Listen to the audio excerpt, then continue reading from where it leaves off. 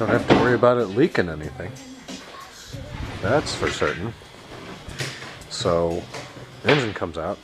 Had to go get some hooks. And then temporarily, sitting like that. And like that. And like that. Until we get a better pallet. I don't trust this one.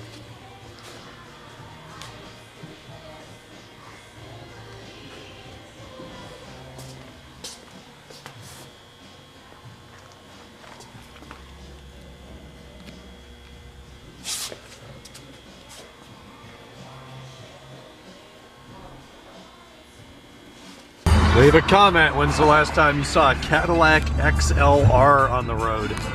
That abomination.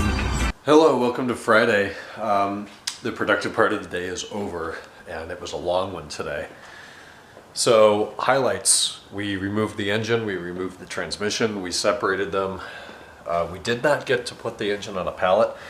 There's a whole bunch of pallets across the way from us in between two neighboring suites, and we went over there and talked to them, and they said, yeah, you can take whatever you want.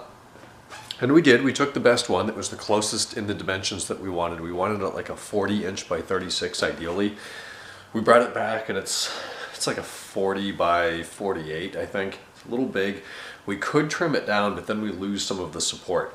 The problem is it's a really, really cheap pallet. It's made with very low-grade wood that is not planed at all. It's held together with some really rusty nails that are hanging out. It's been sitting out in the rain for several weeks or months. And to be completely honest, I don't trust that pallet. I don't trust putting a 400 or 500 pound engine on that pallet and sending it across the country. So this engine we sold a couple of weeks ago. It's going to a guy that lives in Pittsburgh, Pennsylvania. And the irony here is incredible. I'm shipping it to Lyric Motorsport in Hudson, Ohio, the guys that rebuilt my engine almost 3 years ago now. My first engine sale, like back to Hudson, Ohio. What are the odds of that? It's incredible. So his M5, the guy that lives in Pittsburgh that's having Lyric do it, has been in Hudson now for a number of weeks. When I was there a couple of weeks ago, I really wanted to stop in during the week and check out the car and be like, hey, the engine that I take out of our first donor car is going to end up in this car. Unfortunately, I didn't have time. I was only there for, was it 2 full work days, and I didn't have time either day to get in there. But that would have been pretty cool. So we got it out today, finally shipped out the exhaust or the transmission mounts that I had sold back to the most recent owner of the car. Not a big sale, but he wanted them, so send them back to him in Las Vegas.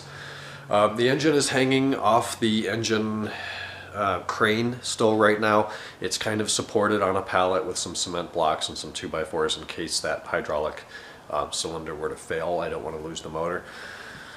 So we're going to palletize it either tomorrow or Sunday, get that thing shipped out on Monday, and then we are completely ready to move forward on the carbon black car and do pretty much the same thing to it that we've done to Sterling. And it is a lot more badly damaged in the way that those front frame rails are pointed like this. Sterling, yeah, it was mangled a little bit, but it wasn't like 45 degrees off of straight. This one's bad. Carbon black is messed up in the front. Everything else is fine. Like, it actually has the full leather interior that it's supposed to, and it has fewer miles, and it has nicer options, seeing that it has M audio and stuff like that, but it's messed up. Anyways, Megan's here tonight. We had fish sticks and an apple and broccoli for dinner. It was a total Mod Podge after an awesome dinner last night at Eddie V's in La Jolla. But today was just busy. My back is killing me. We did that all day. We shipped some stuff. I took the mirrors off carbon black, and we're going to Georgia. Then I got back at like 6:15, and I had just enough time. Actually, I ran out of time, but Megan helped me with holding iPhone lights, LED lights, to clean up my car for Cars and Coffee tomorrow. So everything was filthy. The wheels were black. The thing was covered in bug shit. It was disgusting. So we got that cleaned up. We're going to Cars and Coffee tomorrow. I'm going to hit the hay now, and I'll talk to you guys tomorrow on Saturday. Good night.